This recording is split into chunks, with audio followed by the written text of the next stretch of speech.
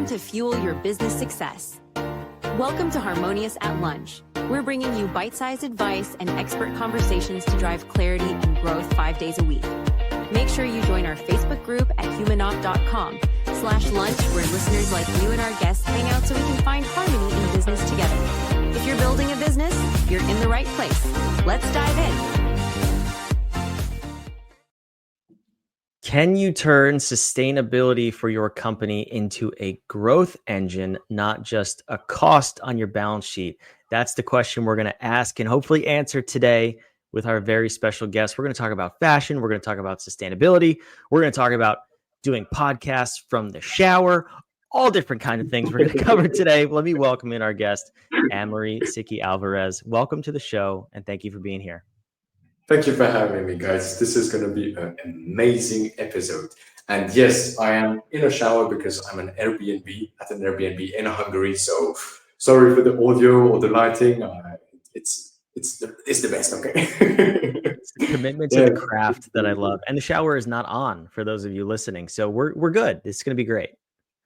I could have done it in the shower, but I chose not to. That's probably smart considering your laptop. It's going to turn into a different kind of episode. Yeah, that's a different website. Anyway, we're going to talk about sustainability and how it's actually supposed to, or it can drive your brand, because that's the path you took. But tell me a little bit about your company and the sustainability movement, and particularly what that means to you. Absolutely. To put you a bit in context, I'm 18 years old, and I saw there was a big issue when brands, when they heard that that they need to be seen as sustainable, because 76% of global consumers, they want to buy from responsible brands. But the problem is that they invested all of their money in CSR reports, certifications, but me and you, we don't have the time to read a 150-page report, or we don't understand complex certifications.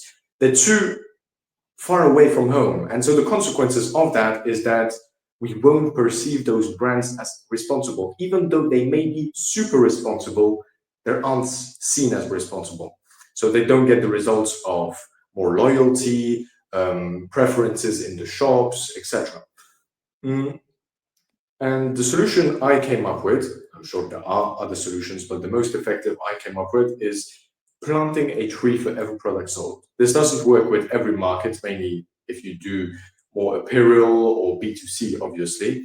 But planting a tree for every product sold, let's say the baby fashion industry, for example, under the product, in the description, if there is written, this product plants a tree that grows alongside your child, the parent will be like, wow, okay, this is a really good business. They are sustainable. And obviously she can go and check with which NGOs they plant, blah, blah, blah.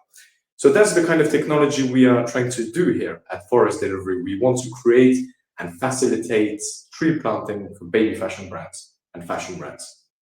Yeah. That's super cool. And even when you said that, it's like, oh, that stands out. I personally have never seen that on any items that I buy, that, oh, this purchase will plant a tree. And that's super cool.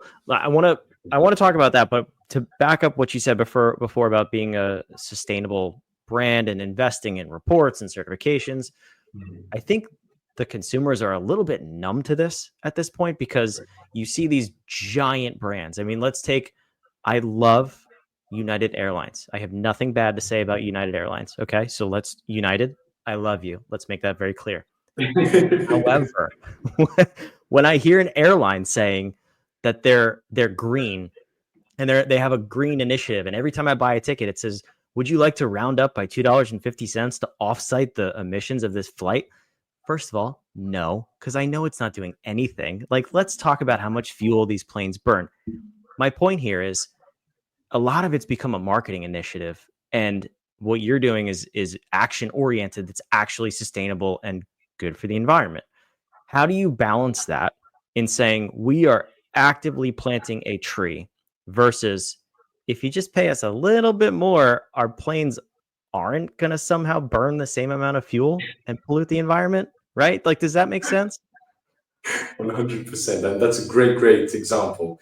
It's true that they offer you this kind of way of offsetting your carbon emissions, but we all know it's just fluff. We don't really understand it anyways, and the planes are going to continue to pollute. But yeah, as you said, it's action oriented. One tree for every product sold. It's concrete, and that's a key. It's compared to carbon, which is not close to home. Okay, you offset this amount of carbon. Okay, but what does it do for me, myself, my life? But trees, it's concrete. It creates jobs. It purifies the air you are breathing. Yes, in terms of carbon, it offsets the totality of the carbon produced by the product. But that's on over a long-term game. It's over 40 years, etc. But I think why we became numb to messages like from Atlantic Airlines, United Airlines, excuse me, is because it's not concrete. We don't feel the message, how it influences our life. And they feel good. Yeah, well, we gave them the options. They didn't do it, but you didn't really give us the options we want. Yeah, and that makes sense. It's like, I don't know what you're going to... your carbon emissions through United Airlines? What was that? Have you ever offset your carbon emissions through United Airlines? No, and that's the point I was just going to make too. It's like, I don't know whether it's $250. I've seen $350, $7, whatever. It's a small fee compared to a plane ticket, but I don't know what that money's going to be used for. It's like, okay, you're obviously not burning less fuel. Let's just eliminate that. So even if you lie to me and tell me you are, okay, you're crazy. But it's got to be for R&D, for marketing, to just say that you're greenwashing the planet. And I'm not paying for that. Like, that's your thing. If you want to go be green, you fund it and you go do it. I'm not, as the customer, going to fund it. However, if you tell me that you are voluntarily going to plant a tree because I took up a seat on a plane, that's super cool. Like, you're doing something without me asking that I can then feel good about, because I can see the result. It's concrete, like you said. Where did you get this idea? Like, where did that idea even come from? Ooh, man. One day I was looking under my cover and it just came out. I don't know. That's so cool. I need to go. We should pause this episode. I'm going to see if there's any ideas. Look under your covers. Yeah, but one thing about greenwashing and actually making a difference, etc., it's really actually important for brands to see an ROI on their sustainability messages. And people, first, they don't understand when I say this, but don't worry, I'm going to explain. Because the objective of a business is to make money. And they will continue investing in the stuff that makes them more money. So if sustainability doesn't make them money, they won't continue investing more. They will just do the bare minimum to invest and bypass the regulations. But if it actually makes a net positive, a big ROI, one tree planted increases conversion rates, AOV, etc., well, why wouldn't they continue investing in the thing that works? Yeah, absolutely. So let's talk about that then. The ROI. It can be sometimes very difficult for a brand to swallow this pill that, okay, let's say I have a 25% profit margin. I'm going to voluntarily do something. It could be plant a tree for every product sold, could be donate to a nonprofit that will do something like that on our behalf, but we can attach our name to it. And now my profit margin is going to be 12%. I don't see an ROI on that. So how do you balance the conversation of doing good things for the planet, for people, having an ROI, because whether you're for profit or nonprofit, you need to make money. Like you said, that's business 101. It has to be sustainable from a monetary standpoint. And you also, in some cases, have to appease your shareholders, and they're not going to like seeing their profit get cut in half. So how do you have that ROI conversation? Yeah, absolutely. That's a key point you just said. All brands need to be profitable. It's their objective. And when brands hear, oh, sustainability, they're like, oh, it's going to cost a lot. Oh, no, we can't. Maybe next semester, maybe next time. And the thing is that one tree, like, guess how much we would charge to plant a tree? Oh, this is fun. I'm going to say 64 cents. Ooh, you're close. That's good. How much is it? There are big ranges. There are from $13 down to 35 cents. Yeah. So, and if they don't want to compromise on their existing profits, they can obviously, but this is not recommended, but it can still work. Just add the 35 cents on top of their existing price, or figure out what type of things they are currently doing, whether it's social media, paid ads, etc., is not working, and replace that amount by this tree planted that works, increases AOV, conversion rates, etc. Yeah, I like that. So let's talk about that from a marketing perspective. Because you could, 35 cents, even $2 in a lot of cases, unless you're running a product with very low margins, it's low dollars. That's a different conversation. But you couldn't do it. yeah, no. But the marketing, the increasing your your ROI essentially, and your perception in the marketplace. You gave us the example of the baby clothing where this tree or this product will go plant a tree. What are some of the ways that you've used the messaging on the checkout page or even in the marketing to acquire new customers based on this initiative? Yeah, absolutely. So what we want to do is, one, at the top, we'll have a live counter of how many trees in total the brand has planted. Mm-hmm. That's already visual, and it's going up as the products go and sell. Two, pretty classic. You put it in the description of the product, saying this product plants a tree that will grow alongside your child. Plus, if they hover over it, they can. There will be a slide down that says where the trees are planted, with who the trees are planted, so that it's traceable for those who are skeptical. And four, we would also, once the product is bought, send a digital certificate to the client saying their name has planted this amount of trees at this place. That feels shareable, relatable. And where we take it a step further, and this is like a key secret that I haven't shared yet, at the bottom of that certificate, you put a QR code with another message saying, if you share it on social media using this QR code, another tree will be planted. It encourages them to share it. Oh, well, it plants a tree, cool. Plus, I can show to everyone I did a good thing. The brand that we are working with gets more visibility. More visibility equals more purchases. More purchases equals more trees planted. That is so cool. I like it. Yeah, all the way around. I like it. So then let's talk logistics too, because I'm curious about that. So let's say my business signs up with you. Every product sold, we plant a tree. How does that work? Are you do you get a percentage of the revenue? Do we just voluntarily report it at the end of the month? Like, what does that look like? Yeah, well, the great question, I love it. And it's what would you expect? Well, I guess I could see how it is for a product-based business, right? Where it's kind of like a SKU, it's a line item, or there's some sort of an API that's plugged in. A service, let's say I'm a plumber and I have service calls, house calls. That one I don't know. I think that would be self-reported to some degree, but I could see how both are applicable.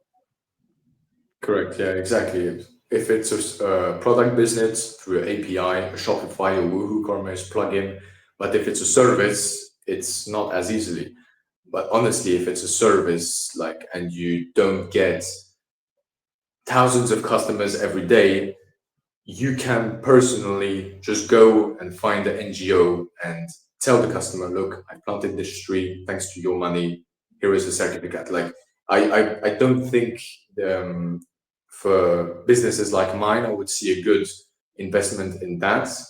Or maybe in the future this is going to change, or even for the for the business, let's say the plumber, why would they invest extra if they can just go directly and plant the tree through internet, trusted, reputable partners? So yeah. True. I could see the pros and cons. Like for the plumbing example, they don't want to go through the headache and find the NGO and figure all it out. So that could there might be an upside to that.